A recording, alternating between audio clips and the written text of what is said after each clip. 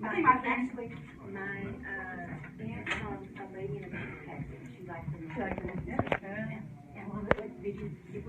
Well, my parents say they saw it in a baby book, but it's so weird. I don't believe them. I've never seen it in a baby book since. We're back, y'all. It is from Nike, so they got us a victory, but I don't think they could have told you that until I was like 3 years old. My mom was an athlete, though, so my last name is Spalding. So I have 2 sport brands for names. Yeah, so I was destined to be an athlete.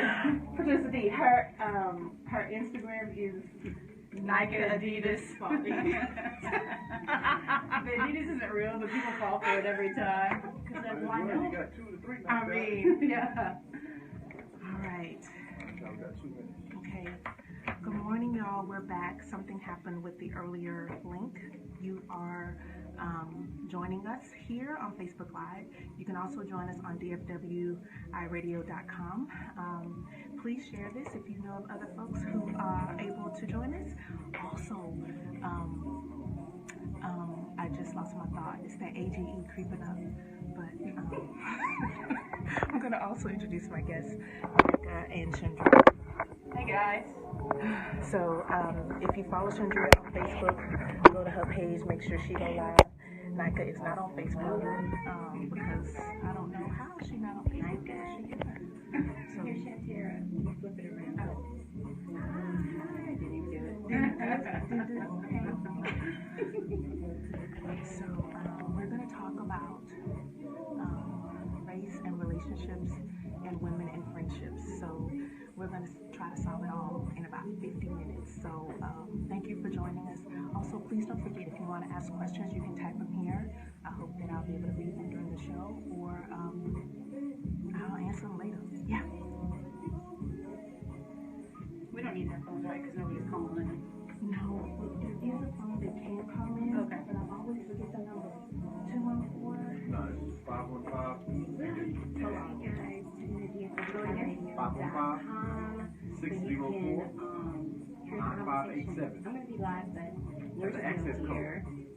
Access code is 771 Nika Adidas Spalding. 771 373. Okay. Hey, sorry, Letitia. Good morning. And my wonderful friend Shantara is here, who has marvelous Mondays every Monday. There we go.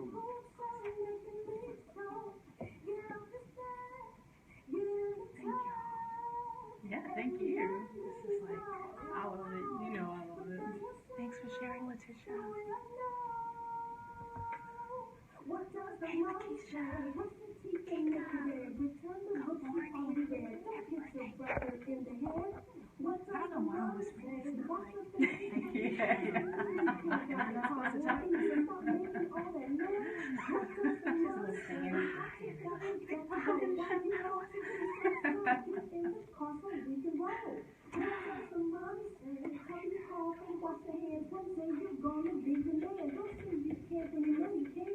How do you know the girl who does this? I met her randomly at some, and then realized we're sorority sisters, and so she invited me on her show. Good. And then, like the following week, she was like, hey, I'm gonna be off for the summer. You want this time? You're like, yes. Really? Yeah. Because I have a post-it that says radio on my prayer mirror, and a post-it that says podcast. I love it. So, movie scene, her name is Cheryl Wisher. So, yeah, it was just dropped. And,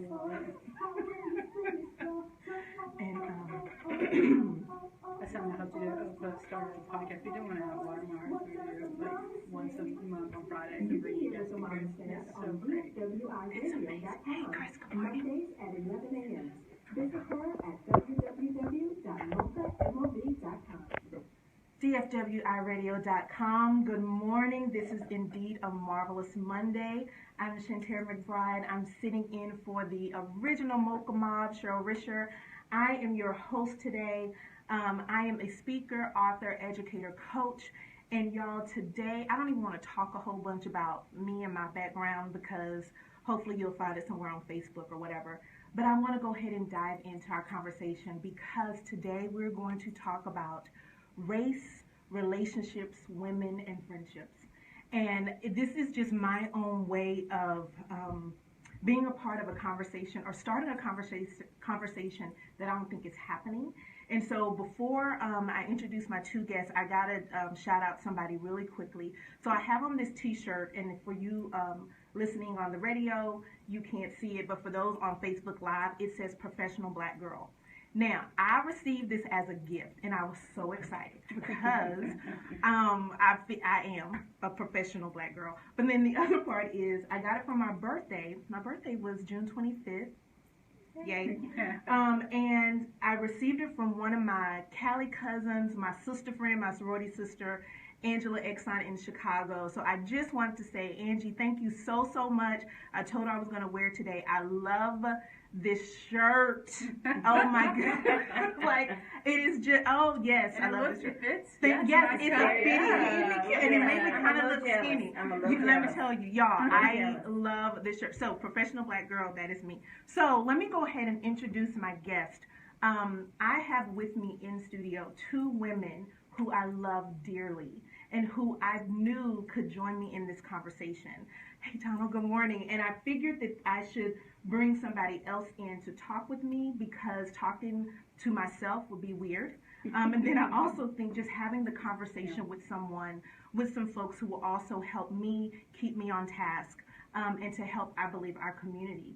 What I love about DFWI radio is that it's on the internet, and so anyone around the world could hear this. And so I love that we're going to be able to have a conversation that I'm really praying that other women around the world will start doing. And maybe they are, and I'm just not a part of it, and y'all just need to invite me to the conversation. But part of me thinks it's not happening.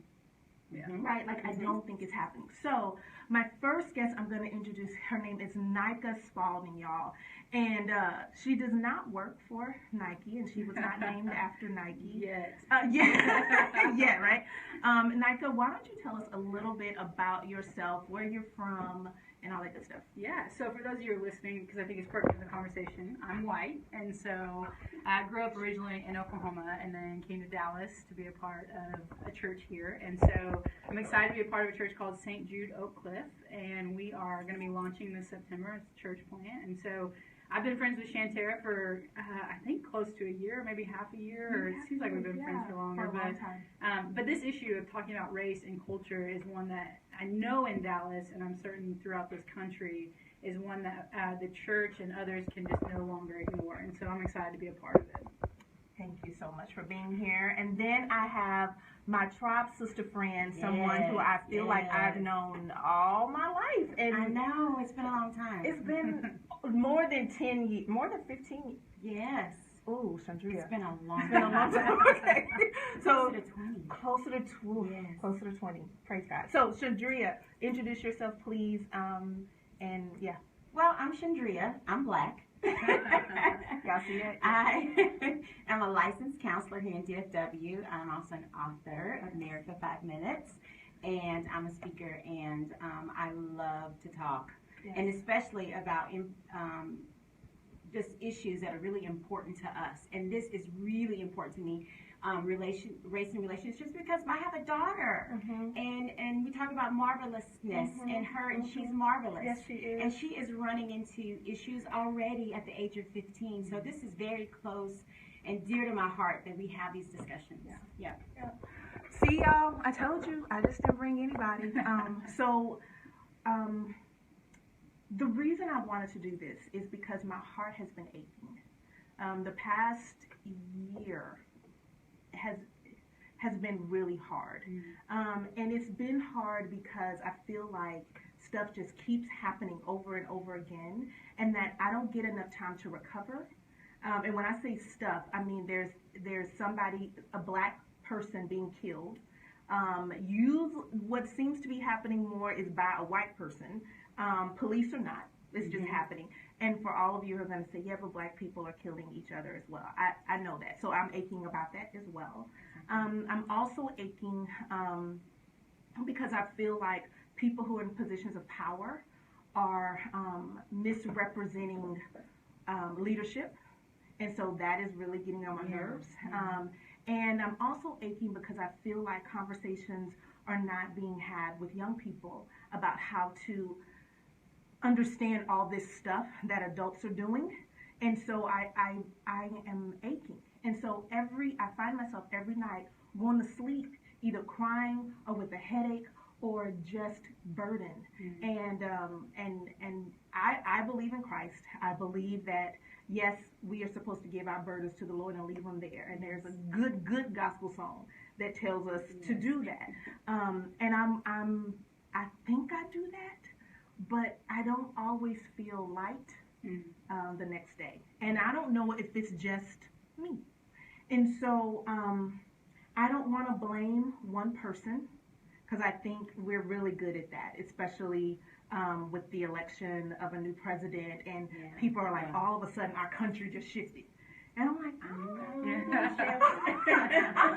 know if that happened just because, I do think that played a part. Sure. I think people were hidden, and maybe they were just hidden because I was focused on President Obama, but I don't want to blame one person, because I think we're missing it if we are putting it just on a party or a person. Well, it fails to recognize the history. This is a problem that has persisted for a long time. I mean, from the infancy, the birth of this country, up till today. And so for folks who think it's gotten worse, sort of dismisses the long history that's brought us up until 2017. Exactly. And it takes away the personal responsibility.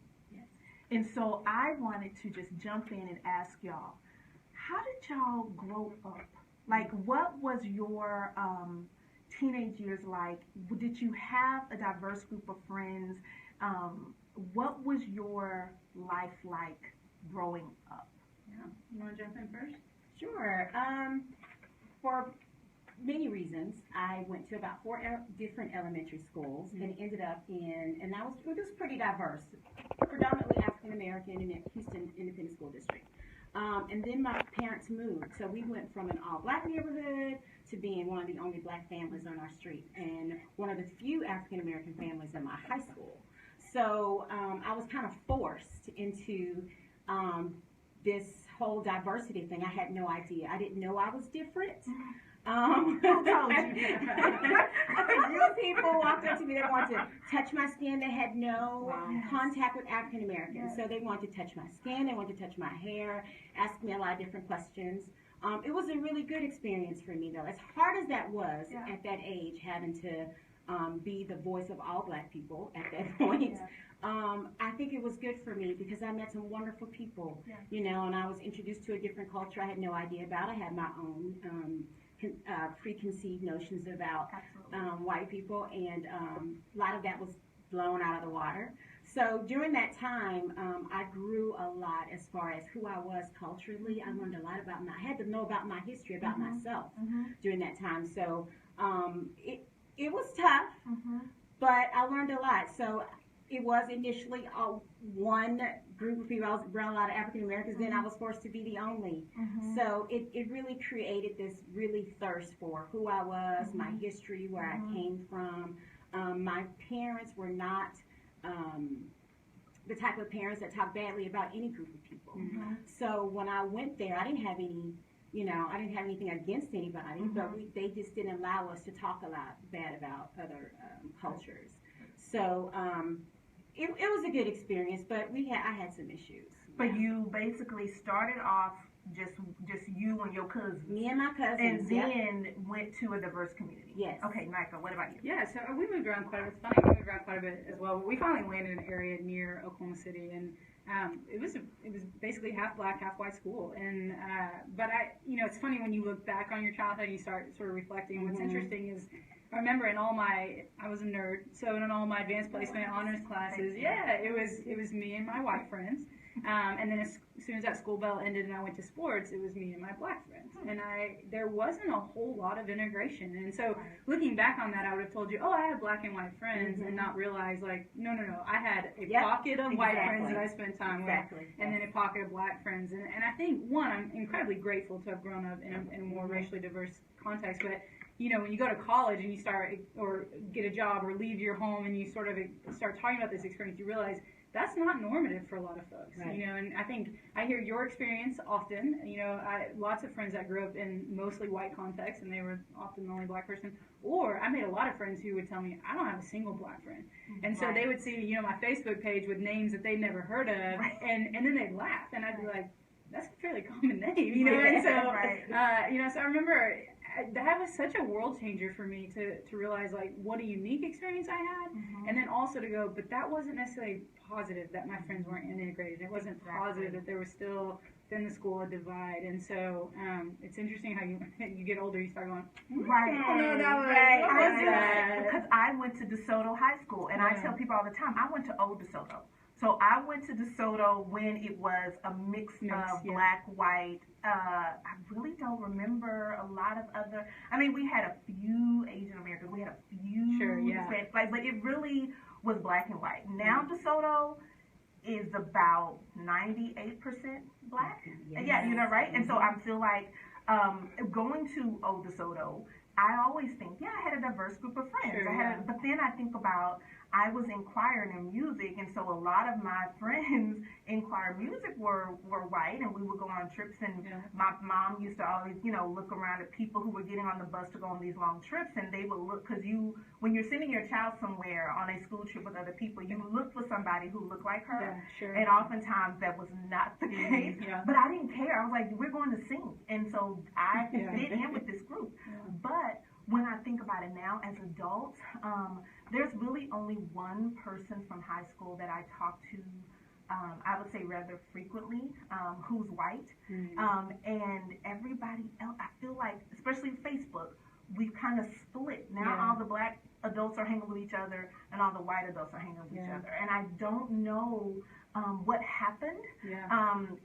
I don't know what happened. So the reason I ask about what it was like for you growing up is because I have this idea that because we aren't in relationship with each other, that is part of this divide that is happening. Because we are not in real friendships with each other, that is the reason this lack of concern, empathy, love, sometimes, I mean, because that's what it looks like. It looks like there's a lack of love.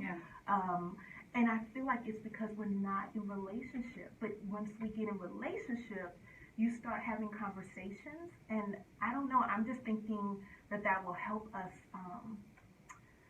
to start loving one another. I mean, it's sort of, you know, in the world of social media, you have friends, but, you know, a lot of them are acquaintances, right? And so you they don't come to your house. So you see somebody, their boyfriend dumps them, and you see it on Facebook, and you're kind of like, if it's your acquaintance, you're kind of like, bummer. You know, you move. Or why they put it on Facebook. Fair. You might have different response, but all of a sudden it's your friend who you've had lunch with, who you know, who you care for. You're not bummer. You pick up the phone, you call her, you go over, you take her to lunch, you tell her that he was a jerk anyway. You know, it's sort of the things that you do. And I think, to your point, it's sort of those, you know, proximity is not the same thing as relationship, right? So my high school, blacks and whites in proximity in high school did not make for relationships.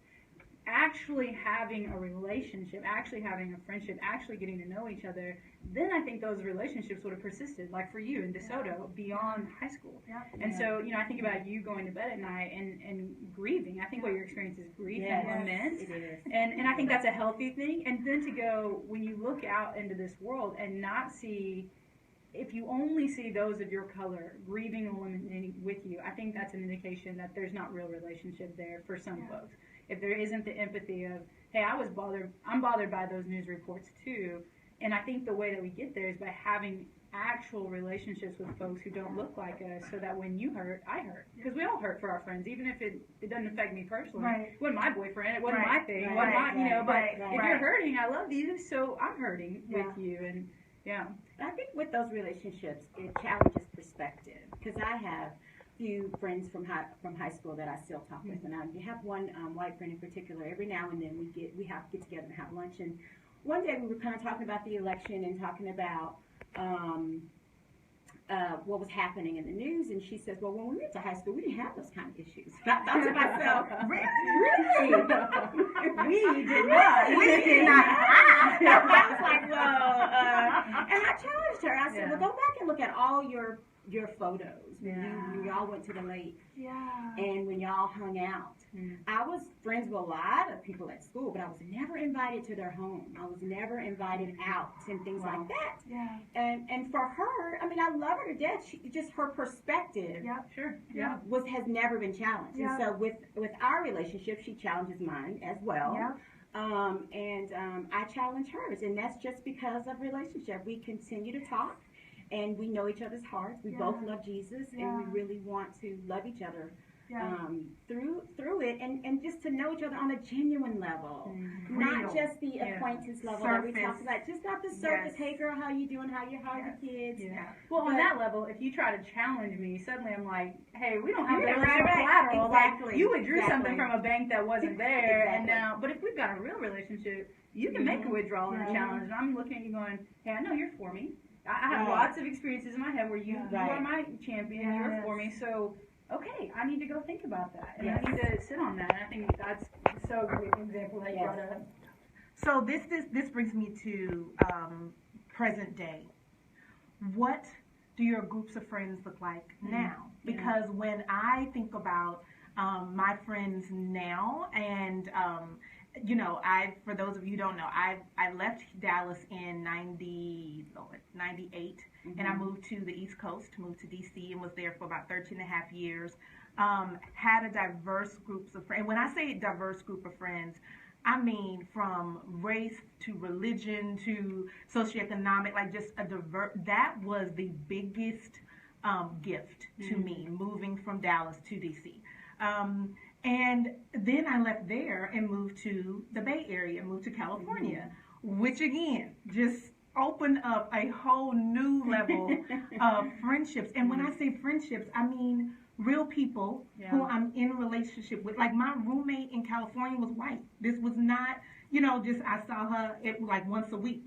We lived in the same home. Yeah. And so, and I would also say I wasn't around a lot of black people, so I had to go search for them because of, being in the Bay Area. And it's just really not that diverse. So you go look for friends who look like you. And thankfully I found some really, really great ones. But that has shaped a lot of who I am. Yeah. And so now being back in Dallas, I mean, it's I won't front. It has been really hard because I think for about 18 years I was around just different people, and being back in Dallas, it is truly segregated. And maybe it's it's on me because I don't know if I go out seeking. I don't know. I think I'm tired. Sure. Right? So, and not just because of what's happened, just life has happened. And so it's just, but I'm wondering, what does your group of friends, what are your relationships now? Because as adults, you get to decide where you want to live and move and be in relationship with. So can you talk about that? I think I can only answer this more as a journey. So being in high school and having more set of diverse friends, and then in college being around athletes often, and so that was just brought about more diversity at OU because there's just more diversity in the athletic department than in other pockets of, let's say you went to the black student union, you'd expect more black kids, or if you went to, it seemed like to me all the Methodists were white for some reason, I don't know, and so, but the student, athlete area happened to be more diverse, and those tended to be my friends, and I remember moving to Dallas, and I lived in Highland Park, which is predominantly white, and then I ended up at Watermark, which for the most part is a white church, before I transferred over here to St. Jude, and so I literally just started realizing and just going, I have no diversity.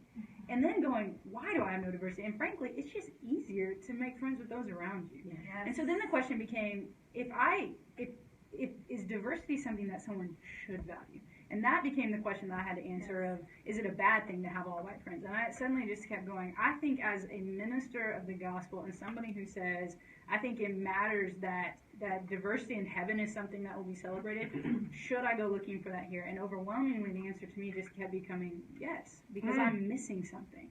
I'm missing something and not knowing more about what my black friends are going through, my Hispanic friends are going through. And then this election cycle it seemed to hyper that up because there were conversations happening that I wasn't empathetic towards because I'm going, help me understand. Because I've lost proximity, which meant I lost empathy. And so I now have been in a season of, seeking out Shantara to be a friend and not just for the sake of having a token black friend, but to go, Shantara, let me help me understand, what am I missing? Let me enter into this grief with you because I value you. And I think it's important for me to understand what you're going through because what's happening to the Black community is not a Black problem. It's a humanity problem. Right. And so I don't want to be devoid of it and go, just thank God I'm white and I don't have to worry about it. And so it's been a journey, and I'm grateful to be able to say that my friend group is growing in diversity and hope it will continue simply because I think diversity is a good thing. And so I always challenge, this is what I challenge white folks with when I go, do you have any Black friends at all or Hispanic friends? And they're like, no, but I don't live near any and I don't go to church with any and my kids, and I'm like, great, then the onus is on you to put in a little bit of effort, and to go seek that and not seek it just so you can say, hey, look, I've got my Black friend over there. Yeah. But so you can grow in empathy and you can Yeah. grow in understanding Yeah. and grow in these characteristics that we hope to develop in young people. Yeah. Let's not give ourselves a pass just because we're adults, and frankly, it's easier to just stay in our bubbles. And so, Absolutely. I can't say, but I do have a pretty diverse group of friends. I have always sought out other cultures, mainly because of the experience in high school. I had a lot of white friends there. Well, I could say acquaintances, not many friends. But when I went to college, I had a friend named Sharisa. Sharisa Boyd was a friend, and I just walked up to her and said, "Hi, I'm Chandria."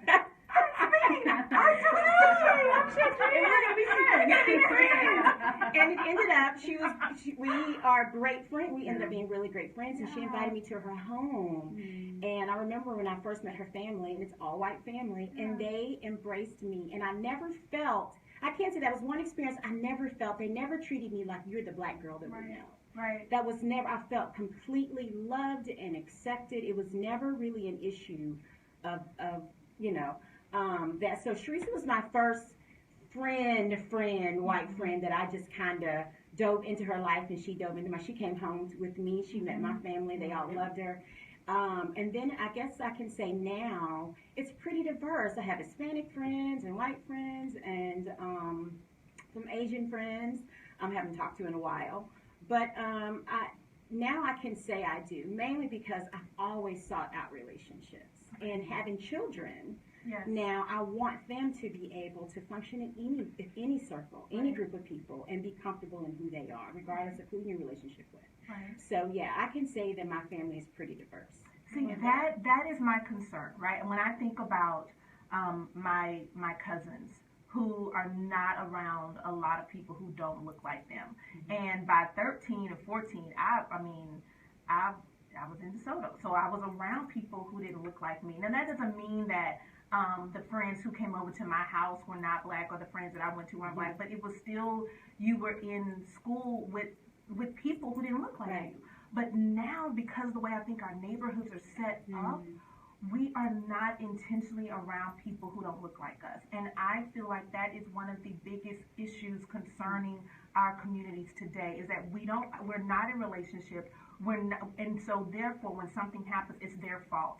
Or if they would have only done this, or if they would have only done that. Our schools are not equal. And so I don't have to worry about that school district because I'm in this real good school district. And so I know I can go to a PTA meeting and speak up, and I'll be heard and I'll be seen. And it just, so we're not in relationship with people. And I am getting really worried about this generation, because the more that, especially here in Dallas, I would say, and maybe, I know it's not just Dallas, but I'm getting concerned that our young people aren't in relationship, like real relationship, like physical touch. Like, of course, with social media, they feel like they know the world, and the social media makes the world seem smaller. Sure. But when you also can't go to that friend's house and hang out, it changes things. It does. And so I'm concerned that they won't have the experience of being in relationship. And I feel like that, once you get to know someone's heart and you get to sit with them, you get to talk to them, it changes how you respond when there has been a loss. And you don't have to know that person personally to feel that loss, right? So like yesterday, I cried pretty much all day because of that 13-year-old girl, Siobhan Randall. Like, I cried. And no, she wasn't killed by police. And it seems like, and I know they're still developing the story, it seemed like she was killed by somebody who looked like her. And I grieved.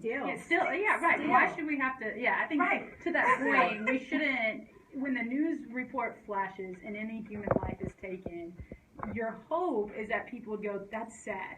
Regardless of the color of their skin or how it happened or what, and I think what's happened is we've been conditioned to go, oh, did the cop shoot him? Right. Oh, was it black? Oh, good, they're not a straight A student and they were in the wrong place. And sort of I remember that young black gentleman who was stabbed to death by a white man recently, and people were like, oh, he's a straight A student, he was gonna grind, and you're sitting here going, why does any of that matter? Right. You know, Right. sort of the value of life. Right. Why are we is valuing based on a GPA right. and behavior and all that? History. And, So I am getting so nervous that we are missing, and we are human beings.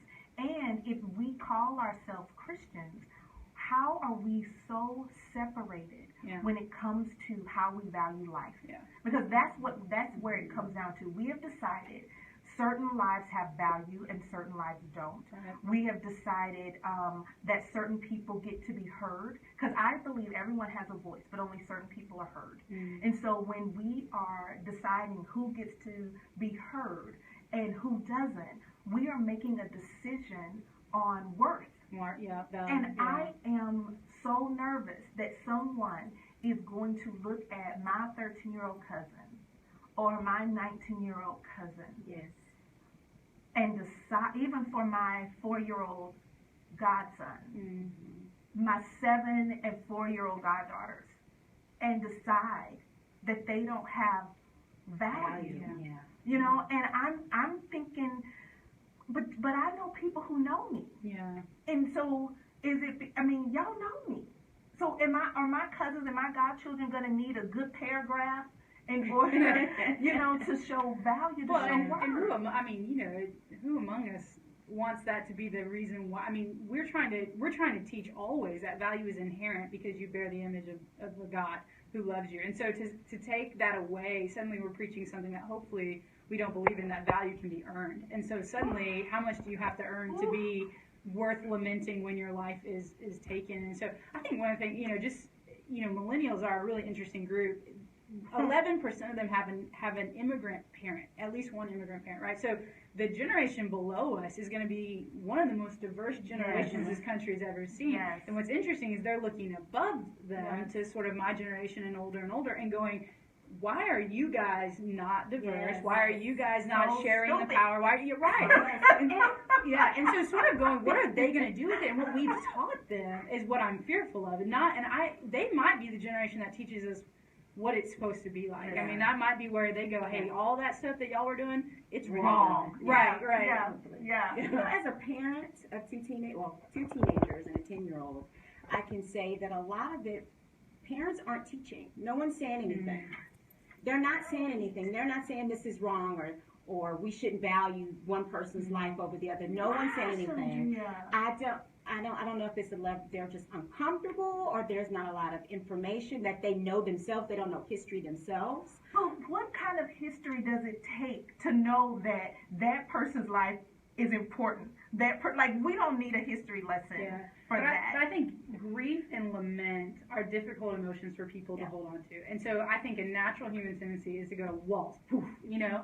And the only time you're willing to knock them down is when you really love somebody. So I think maybe to that point of, it's a lot, and this is what I tell white folks when they're going, what do I need to do to learn about racism? I go, okay, well, you need to educate yourself. Don't ask every black friend you know to expect them to Please educate say you. that. Yeah. Read the books. There are really great books out there. And then I say, and look, you're going to be angry and sad at times. And you need to give yourself space to be those things and to make amends on your own part, because I think it's ugly. And what happens is people go, oh, that's ugly, and they do this, right? And I think the assumption is and you help me. I'm gonna ask you for all the white people right now. I was trying to I'm just kidding. but listen, how many times are we in that situation? Exactly. Do black people? No, because I think what I've noticed is that some of the reaction is, oh, but I'm not racist. And I'm not. Most of my friends aren't racist. They're not. You think? You know what I mean? So, Yeah. There's a good book out called Racism Without Racist, right? Yeah, so one of the things that I'm yeah. consistently trying to teach is people, if you ask black people to define racism, they talk about systems of injustice, Exactly. bad school systems, Right. people with all the power deciding, and typically they're white, black men and women being overlooked for a less equal counterpart getting it from, and those Right. are all things that are documented, well documented, and you can Right. look at. You ask a white person to define racism, they'll go, oh, when somebody uses the N-word, and they go, Right. and then so it's easy for them to go, well, I'm not racist. I've never used the N-word. I don't have Right. any ill feelings towards you. And so then the question becomes, how do we, and this is my challenge for white ministers always, is I think white folks have the opportunity to speak to white folks. And so this is what I'd say is I just go, can you help them understand systems of injustice, not just, obviously, like on a personal level, Right. that is so horrific. And oftentimes, if somebody were to use the N-word, there is a corporate, like, whoa, we don't do that. Right, You know, yes, and right. thankfully, I'm not in every part of America, but for the most part, people can go, hey, that's wrong. Right. But are you willing then to take your HR office and go to pockets and networking places that you wouldn't normally go because they're no longer white? Are Right. you willing to, The HBCU just because your college kids don't go to fair. that school, are you willing to fundraise for that school? Are you willing to prevent gentrification from happening in the area so that there's more white folks and now there's not lower income housing for minorities? And I mean, those are the systems of injustice that I think often white people are blind to. And there's a really good book. And of course I blanked on the name. Emerson was the author. And anyways, he just talks about 90% of evangelicals are white. And he did this. He just asked them about 90%, yeah. And he just asked them about racism and often, and he just overwhelmingly said, hey, look, racism in America is often, it's more covert and unseen by white folks. But what's interesting is I talk to any black person, any of them, Listen. and they can tell me all this yeah. stuff, you know. And so it's been Listen. like I'm sitting here going, I got 4 right now. yeah. So I think to your point, I think most, and that's why that book, Racism Without Racists, I think people, look, and Americans look at things individualistically. They don't look at it corporately. So they don't think of a community problem either. And I think that's even part of it, is once you get in a relationship and go, oh, wait a minute, I love you. You don't speak Ebonics, right? You don't seem to be unintelligent. You are raising your kids, not you, but you know, and your kids are not getting the same education as my kids? And you're going, yes. Right. Because your neighborhood is getting more money than my neighborhood. And suddenly, that's where the Or relationship your student is piece- treated differently by that teacher. than Absolutely. Yes. So Yes. you're, You know. both of our kids broke the same rule, and your kid Yeah. got 3 days detention, and my kid got 1.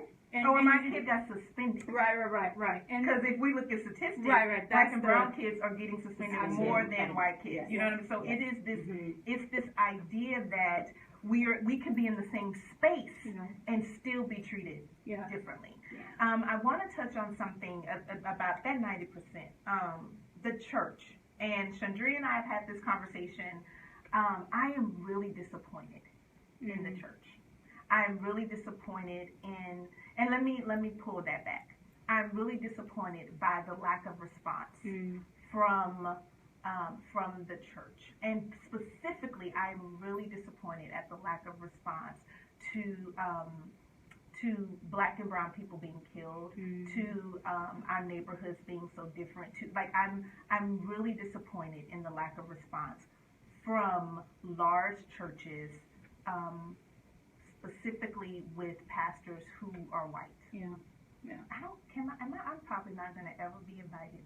Yes, you will. Because I'm just like, but Sure. I'm disappointed. Yeah. And Yeah, it's really hurtful. I think I'm hurt. Yeah. That there hasn't been more of an interest. It seems like I want a public announcement. Because I feel like people say, well, if you're not at those churches every Sunday, you don't know. And if you haven't met Sure, with that yeah, pastor on yeah. an individual basis, Yeah. then you don't know. But if I know what that pastor thinks politically, and I don't have to be at that church every Sunday, And I saw it on the news. and I see it on the Sure. news, and I see rallies, then I shouldn't have to be at that church every Sunday or have a private Yeah. appointment with the pastor. Which goes back to what we're talking about of relationship, right? So every pastor, you think about it, you want, so that's what I do, right? I'm a pastor, and I think, again, if all the people in your circle are white, if all the people in your circle are North Dallas white, if all the people, suddenly they're going to continue to lack empathy because they tend to care about what's in front of them. They tend to care about, and I think part of the problem too is if you ask pastors, what's the most pressing issue in America? I bet you get a lot of different answers depending on answers, where yeah. where they're at in the community and who their congregations are. And so I think this is where it continues to be a need of relationship. It continues to be a need of people speaking up to the power above them when they're able to. Because I think you're right. I think there are people, everybody has a voice, but not everybody gets listened to. And so those who have a voice and have had their eyes open to it, I think the responsibility continues to be placed on them. And oftentimes what I find is that is the charge of the white folks that I'm around, of like, hey, you have access. What is the Oftentimes. cost of them / you opening your mouth? What's the risk? Yeah, I think the cost is oftentimes, and look, this isn't from personal experience, but I think I have heard people say you get labeled troublemaker, or the most often response I get when I talk about race is, Nike, it's not a problem, it's only a problem when we keep talking about Yeah. it. That's it. And If we hush, sure. then it will Won't all be- go It'll away. all Won't be go a away. problem. Yeah, and so I think if one, we've got to learn to speak about racism in ways that people's first response is, yeah, but not me, right? And so to begin the conversation with, let me just paint a picture for you. And I think this is where, so I love C.S. Lewis, and he talks about stories and the ability of story to get to the heart, right? And I think that's where knowing people and being able to tell their story, right? You talk about a young kid, straight A student, walking home from school, and he's shot, right? And someone everybody's like, oh, this is horrific. And you go, and by the way, he's black. And by the way, it happens X amount of times more than white. And you know, sort of, I think the power of story, and that's why I think giving minorities platforms and continuing to allow them to use those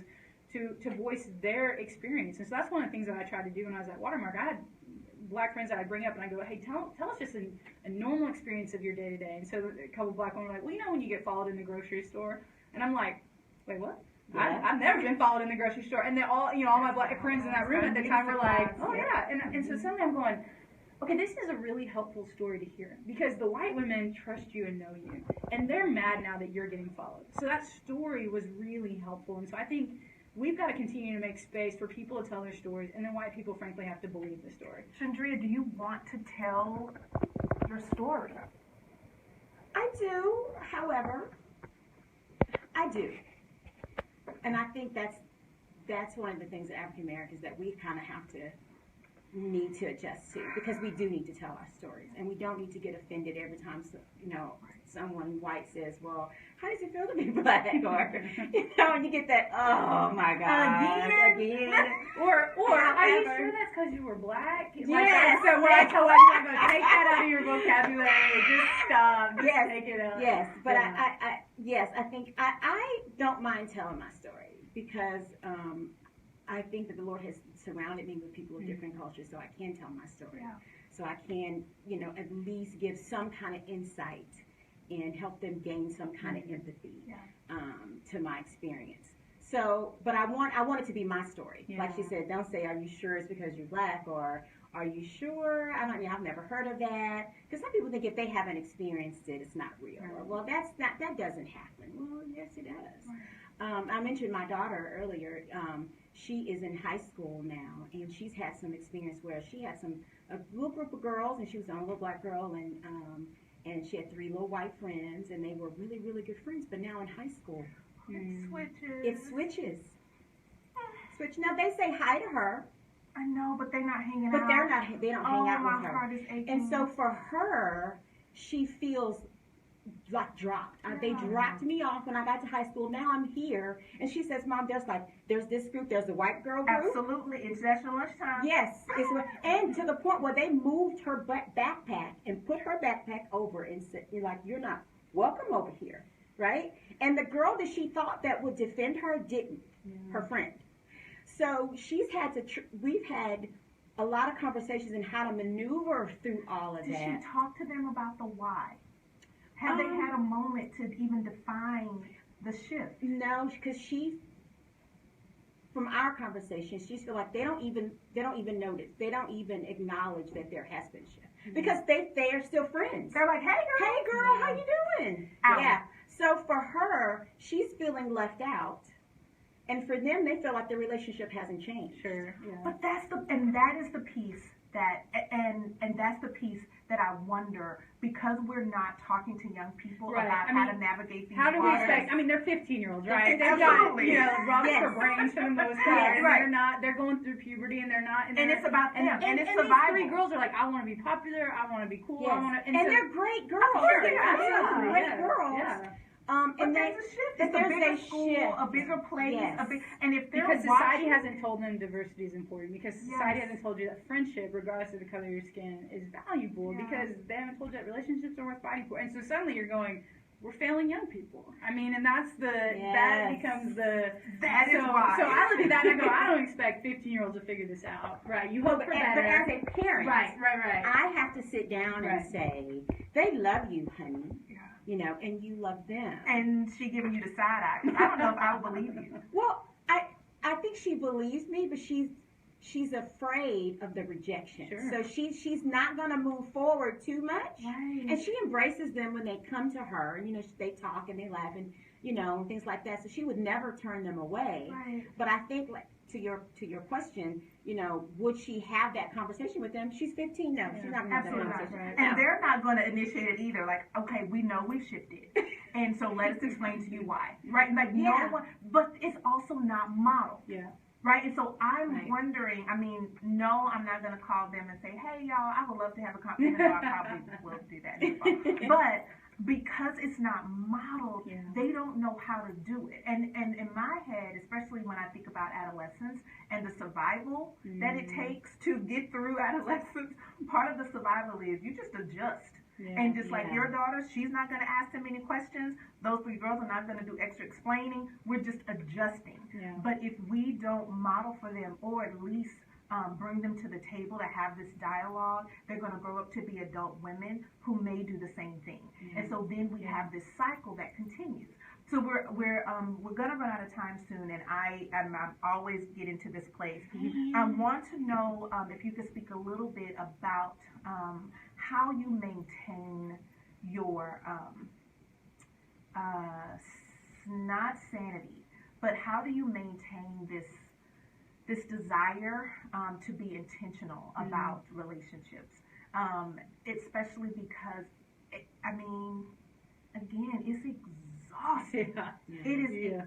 exhausting. So how do you maintain the intention of having a diverse group of relationships? Yeah, I think one, I'm an introvert by nature, so I'd be happy living in a cabin alone in the woods. And so relationships in general are exhausting for me. And so I think the biggest thing is, so being a pastor and being a believer, for me, motivations always have to be beyond just my own desire, right? Because I'm given to myself, I'll just drink a Dr. Pepper, eat a really good little Debbie snack, and watch a movie, right? That's what I'll do with my free time. So when I allow what I value in my life to inform my decision making, especially going through the book of Acts, and you look at the book of Acts, Christ comes, inaugurates the church, and one of the first things that God tells the disciples to do is, I want you to go to Cornelius. So now you got Jews going to Gentiles, and he's building the church, and he's building a diverse, mixed-race church, and he's pushing Jews beyond their racial boundaries to go, this is every tribe, tongue, and nation. And so to say, I believe that my role as a pastor, as someone who bears the image of God, is to bring heaven to earth, to build and create and institute things that will reflect what heaven will be like.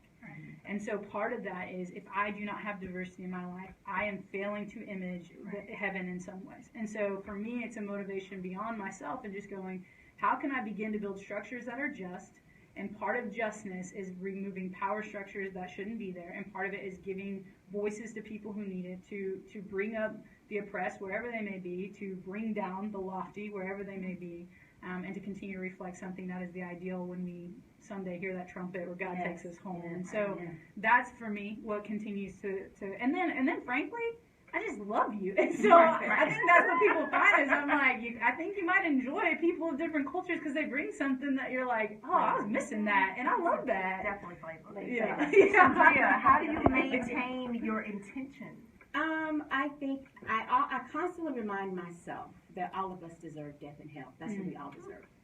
That's just what we deserve. Anything above that is grace. Amen. And it is my responsibility to love like Christ loves and to reach out. I mean, I intentionally call my friends or intentionally introduce myself to people when I'm in a room or have relationships. I think that's what the Lord wants us to do.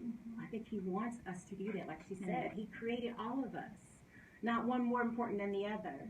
And so I do intentionally maintain my relationships and I form new ones. And I know we talked earlier about my son being in mariachi. I was introduced to a whole different culture, Hispanic culture, and I love it. And I've gained friends in that culture.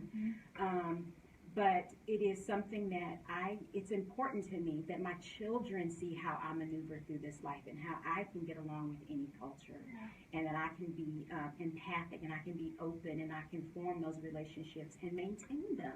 And I can value another life and look into the eyes of someone who doesn't look like me and take them food when they're sick, and embrace them and love on them and rejoice with them. Yes, all of that. And so, yes, the majority of it is because I love the Lord and I know that's what He wants me to do, and I have to stand before Him one day and answer for that, because He placed all these people in my life that I pass through every day at the grocery store for a reason, So that's one, but the other is just I'm a mom and I have these little people that I have to leave legacy, and I don't want to leave them this one black and white kind of life where they have to live by these rules that because they're gonna do what they see us do. Yes.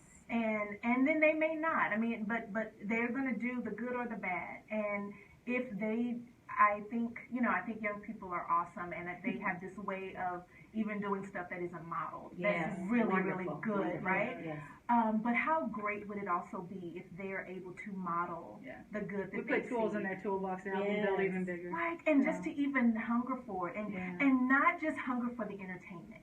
Because I think part of the place where I get frustrated is that we are, as black folks, we are celebrated. We can be cheered on. Like if we are running around a basketball court or running on a football field or whatever we do to entertain you, then yes, we want you there. But once it comes to really being in relationship with me and understanding me, don't just want to listen to my music or to listen to black music, and yet you don't want to sit at the dinner table with me and have a conversation. And I think that is different. I know enough parents who are willing to let their kids go to certain concerts, especially when I lived in the Bay.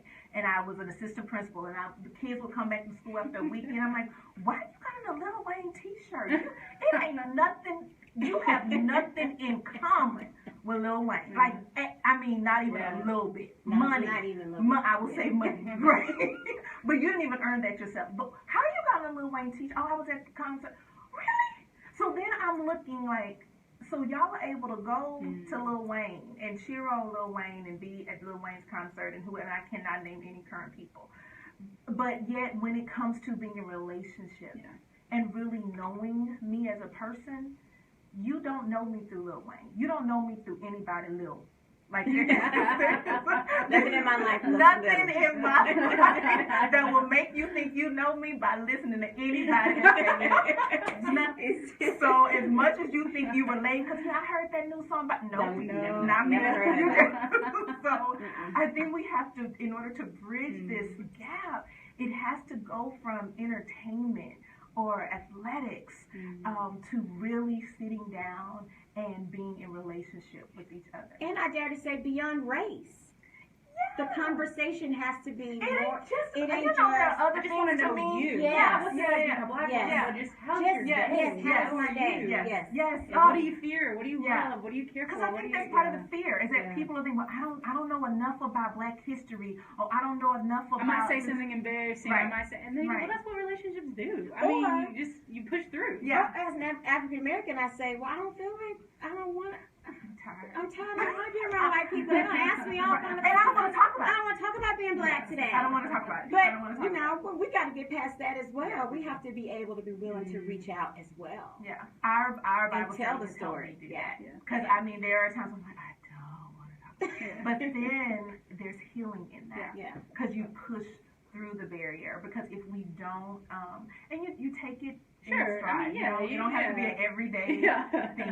But when you're in a relationship and you know that person loves you and it's genuine and it's not to check a box. Yeah, no, they want to know you. Yeah. And they might have asked a dumb question, and that's where we give grace to each other and push on. Right. Yes. And you get to say, I'm glad you asked me that. Don't ask Don't another ask person. right.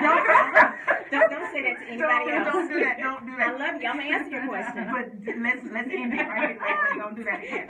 All right. So before we go, I really want to know how do you diversify your friends? Like how do you do it? Because I think it's great that we have it, But like you just walked up to your I good do. friend and I just do. say, hey, I start conversations. I'm the same way. Yeah. But there are moments, and when I think about the church, Mhm. again, here in Dallas, a lot of churches are segregated. Yeah. And Yes. even though people are, if we are open to anyone and you're welcome to come in, and we are mixed race church, and I'm like, no, you're not.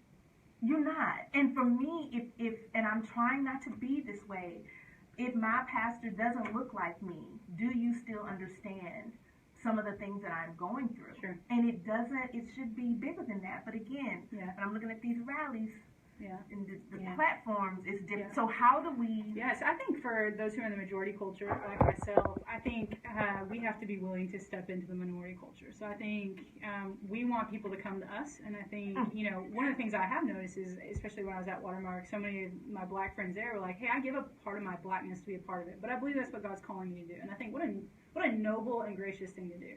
So then the question becomes, would I do that? Would I be willing to give up part of my whiteness to go be a part of a black experience that maybe I don't fully understand? It might even be uncomfortable, but then I can build genuine, lasting relationships. And so one of the things I did with a friend of mine, Becca, is we went to Concord, which is a predominantly black church here in Dallas, and we joined their women's Bible study, and could not have been a better experience.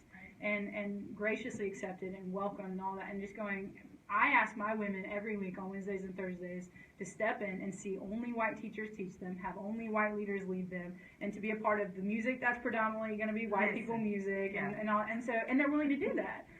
But part of it is, one, me recognizing that they are giving a part of their preference. They're laying down some of their preferences for the greater good. And so, would you be willing to? So, eat at different places that are going to be more diverse. Go to a church service that is not going to be all white. Go, put yourself in environments that you'll have experiences, you'll have proximity, and not just proximity, but you have that proximity so that you can reach out and go, hey, could I buy you a cup of coffee? I know this is weird. Let me tell you my heart. I'm awkward. I'm uncomfortable asking you this. This is so weird. Yes. But hey, I want more diversity in my life, and you don't have to be my long-term friend, but could you help me? Could you help me know how to do this? And I think you'll find, in my experience, the minority friends that I've made have been nothing but gracious and kind. And I'm not saying that everybody's always going to be, but I think you'll be surprised by how people appreciate the conversation. Yeah. I think it's the same. I think it's the same flipped. I think some of us have to kind of get out of our circles and reach out to, white culture and white people, and go to a white church and go to a white Bible And study. then so even we say the black church, the white church. Yeah. I think we have to do the same thing, and we have to be willing to be uncomfortable, because it is not comfortable to be the only black person in a place and someone says, they let you know that you're the only black person in the place. And just be uncomfortable and be willing and be loving to answer the question, and know that someone, it may seem offensive and it may seem uncomfortable, but sometimes they just don't know, and they just ask me that question. So mainly just being available to open relationships, and not assuming something, just the same as we don't want someone to assume something about us, not to have those same assumptions when we're around people that don't look like us as well. And for me, I think it is important for me because it is for the sake of my children. It's for the sake of my godchildren. It's for the sake of my cousins. It's for the sake of the young people I don't know. Yeah. It's for them. Yes, it's for me, but it's also for what? For the kingdom. It's not just for you. I'm like, it's so much bigger. And if we can be intentional about doing that, I am no longer going to wait on the leaders, and I put that in quotes, to do it for me. I can't wait on the pastors to do it for me. I can't wait. This is something that I'm thankful that I have people that I can sit with, that I can talk to, and we can figure out how do we do this for the sake, like you said, of the kingdom, for those generations that are coming behind us. Because it's way bigger than us. I knew I was going to forget, but Mark 12:31 says, love your neighbor as yourself. And I really don't think it was talking about just the neighbor that lived next door to you. Right? He's not talking about the neighbor across the street. Right. It was way bigger than that. And I think as we talk about, we're supposed to love our neighbor. If you're only looking at the person sitting next to you in your pew, or the person that lives in your neighborhood even. That's easier to love for you. Easier to Yes. love. But that ain't what he's talking about. No, That ain't what it's he's not. talking about. We have got to make sure that we are not we're not misunderstanding what that means, right? And I want to be intentional, and I'm saying it publicly because I know I've been just tired. Yeah. But I want to be intentional because young girls are watching me, and I know that. I know that. Next week, I hope to have my cousins here. We are going to Girls Leadership Camp in New Hampshire. It is the highlight of my summer. I cannot wait to go to GLC. This will be the second year that my cousins get to go. And my cousins are the brown girls. They are the black girls that are like, hey, we here. Right, and because most of the girls are from New England and from and so I'm so glad they go. They now have friends who don't look like them. When they talk about their friends on social media. Oh, I saw Carter do this, or I saw you, and I'm like, yeah, because that's what I wanted, because that's how I grew up, right? And so if it's not in their neighborhood, then if I can take them somewhere to help build that, then that is what my charge is. So I hope to have them in here with me next week. Ladies, I am honored and thankful to call you friend. Thank you so much for being here. Thank you for sharing your heart. And I hope that this conversation was helpful. And I'm also hopeful that we can do it again and that we can build. If you all have questions or want to talk more, you can find me on marvelousuniversity.com. You can email me at shantara@marvelousuniversity.com. These two ladies give y'all social media or email. Yeah, Nike Adidas on either Instagram or Twitter. Nike Adidas. Yeah, you can find me. You can find me at ShandriaRiddick.com and on Facebook, Shandria Riddick. Yeah, and I will type up their name and their info and have it for you. And again, I am so thankful. I know this is just the beginning. We didn't get to solve all the problems, and we gonna walk out this studio and life gonna hit us. But I am so thankful that today on this Marvelous Monday, we were able to at least join together in love and share. Thank you. It was great. Thank you for inviting me. Enjoy the rest of your Marvelous Monday, y'all. This has been DFWIRadio.com. Thank you so much for joining us, y'all. And be well. Love each other. Love your neighbor. And go find a neighbor that don't look like you. Yes. So that you can really love on them. Y'all take care.